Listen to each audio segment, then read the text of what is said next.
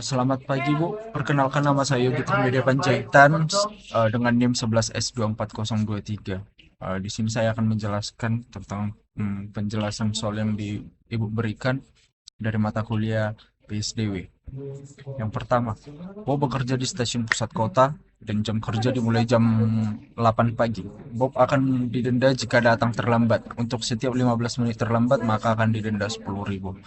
Misalnya jika ia tiba sebelum pukul 8:15, maka dia tidak akan dikenakan denda. Namun jika dia datang pukul 8:20, maka ia akan didenda sebesar 10.000. Pagi ini, Bob ketiduran dan tiba di stasiun keberangkatan pada pukul 8:08. Nah, tabel berikut menunjukkan tabel keberangkatan berbagai kereta dari menuju stasiun pusat kota dan harga tiketnya. Nah, terdapat 4 kereta. Yang pertama kereta biasa, jadwal keberangkatannya dimulai dari jam 6 pagi dan keberangkatannya terjadi setiap 5 menit. Waktu tempuh ke stasiun pusatnya itu sekitar 40 menit dan harga tiketnya hanya sebesar 5.000. Kereta yang kedua kereta Wirawiri. Keberangkatannya dimulai pada pukul 6 pagi, berangkat setiap 10 menit, waktu tempuhnya sekitar 30 menit dan harga tiketnya 10.000. Kemudian kereta yang ketiga ada kereta cepat, dimulai pada pukul 7, keberangkatannya setiap 15 menit, waktu tempuhnya hanya 20 menit, harga tiketnya sebesar 15.000. Yang keempat dan yang terakhir kereta ekspres dimulai pada pukul 7, berangkat setiap 20 menit, kemudian waktu tempuhnya hanya 12 menit dan harga tiketnya 20.000. Pertanyaannya, kereta mana yang harus diambil Bob agar walaupun terlambat tetap yang paling murah dendanya? Nah, masuk kita ke pembahasannya. Yang pertama, kereta Wirawiri, keberangkatan terdekatnya itu pada jam 8:10, maka akan sampai jam 8:40.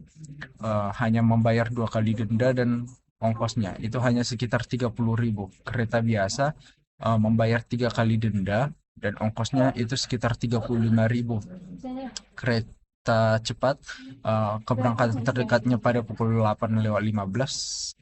Kalau sampai dia di 8:35 hanya 2 kali bayar denda, tapi plus ongkosnya dia sudah 35.000. Dan kereta keempat kereta ekspres, jam 8:20 keberangkatan terdekatnya, dan jam 8:32 sampainya nanti. Uh, ini tarifnya sekaligus dendanya nanti sekitar 40.000. Maka jawabannya adalah kereta Wirawiri. Kereta Wirawiri adalah kereta yang paling murah dendanya. Nah, kemudian masuk ke soal kedua. Bobby seberang-berang memutuskan untuk berpergian dari Hamper ke Muk. Pada peta, lingkaran adalah sebuah kota dan sebuah garis adalah sebuah ruas jalan tol dua arah yang menghubungkan kedua kota. Huruf menunjukkan nama kotanya, angka menunjukkan biaya yang harus dibayar saat masuk jalan tol yang menghubungkan dua kota tersebut.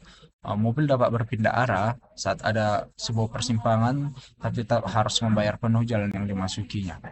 Misalnya untuk bepergian dari kota B ke kota C dapat dipilih sehingga membayar eh, Rp24, Rp24.000, sekitar membayar 24 karena dari kota B ke kota C ada ini ke 6, kemudian tambah eh, ini ke B18 tambah 20, tambah 6 ini, maka dia akan 24. Eh, ber- berapa pertanyaannya, berapa biaya yang paling murah dari Hamper ke Muk? Pembahasannya 41. Kenapa 41? Karena jika kita memuat beberapa rute dari Muk ke Hamper seperti berikut. Rute yang pertama dari AB ke Muk, 13 ditambah 11 tambah 23 itu 47. Rute yang kedua dari Hamper A ke G, kemudian E ke D, kemudian ke MUK, dia itu 13 tambah 7 tambah 9 tambah 6 tambah 7, itu hasilnya udah 42. Rute yang ketiga, Hamper Hamper ke A, ke C, ke F, ke D, kemudian ke MUK, pada akhirnya itu hanya sekitar 41. Jadi rute 3 yang paling murah di antara yang lain, dan hasilnya adalah 41. Kemudian masuk ke persoalan yang ketiga. Di kota Bebras ada 4 jalur kereta api yang dimulai dari stasiun stasiun A, B, C, dan D. Ada juga 3 stasiun transit T1, T2, dan T3 yang memungkinkan penumpang pindah jalur. Nah, pertanyaannya, Bebras Jojo akan pergi ke zoo. Ia berganti kereta hanya sekali saja. Dari stasiun pemberangkatan mana ia berangkat? Nah, diberitahu ada Jojo yang akan pergi ke zoo dan hanya berganti kereta. Arti hanya transit sekali saja dia. Dari mana pemberangkatannya? Nah, pembahasannya. Karena jika kita melihat pada gambarnya, satu-satunya jalan yang terhubung dengan jalur yang mengarah ke zoo dan dihubungkan oleh stasiun transit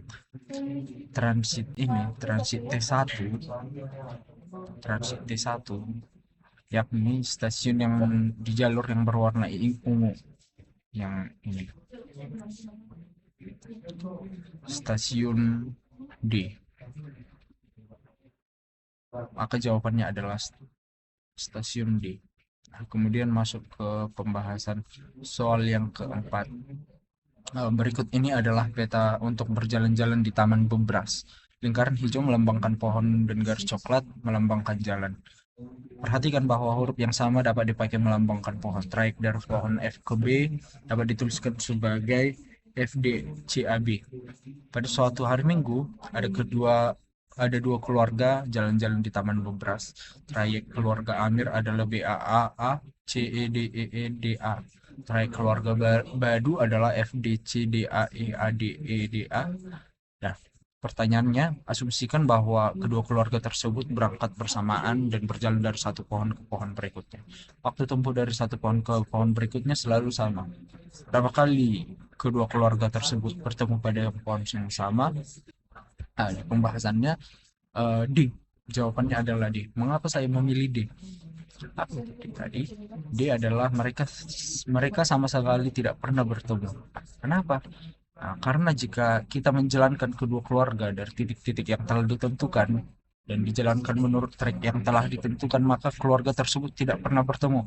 Meskipun ada kala keluarga Amir berada di pohon jenis yang sama dengan keluarga Badu, namun letaknya berbeda. Contohnya pohon A, E, C, D, B yang memiliki jumlah lebih dari satu dan tempatnya berbeda. Contohnya si keluarga si Amir ada di A yang ini. Nah, keluarga si Badu juga ada di yang ini, A yang ini. Nah, mereka sama-sama di A, tapi berbeda pohonnya, begitu kira-kira. Nah, kemudian lanjut ke soal yang terakhir. Ada 2 stand kios penjual es krim warna-warni dengan 4 warna es krim. Warna pink, warna neon, warna ungu, dan warna hijau. Es krim pada stand pertama dibuat dengan mengikuti instruksi berikut. Yang 0, mulai dengan corong kosong. 1, ambil warna secara sembarang atau random, tambahkan 2 bulatan yang berwarna sama. Yang kedua, tambah 1 bulatan dengan warna berbeda. Dan yang terakhir, jika tingginya sudah sesuai yang diminta, berhenti. Jika belum, kembali ke langkah 1. Es krim pada stand kedua tidak mengikuti instruksi tersebut. Nah, pertanyaannya, yang mana es krim stand yang kedua? Nah, masuk ke pembahasannya. Nah, pilihan A memiliki pola 2 bulatan pink dan diikuti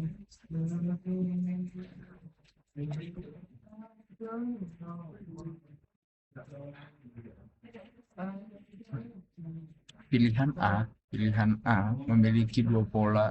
memiliki pola 2 bulatan pink dan diikuti 1 bulatan beda warna. Jika diulangi, pilihan A tetap memiliki 2 bulatan warna sama dan diikuti dengan 1 warna berbeda. Jadi A memenuhi syarat. Nah, pilihan B memiliki 2 bulatan hijau yang diikuti dengan bulatan berwarna pink. Jika diulangi, pilihan B tidak memenuhi syarat karena memiliki 2 bulatan yang berbeda warna. Pilihan C memiliki 2 bulatan berwarna yang sama, yaitu kuning, dan diikuti dengan warna pink. Dan jika diulang pilihan C tetap memenuhi syarat karena diikuti dengan es krim yang berwarna sama dengan satu berbeda. Pilihan ke D memiliki dua bulatan berwarna sama yaitu pink dan diikuti dengan selalu satu warna berbeda, dan jika diulangi pilihan D tetap mengikuti syarat dengan dua es krim warna dan satu berbeda. Nah, gitu kira-kira penjelasannya, Bu. Sekian dari saya, Yogi Intermedia Panjaitan, Informatika. Terima kasih.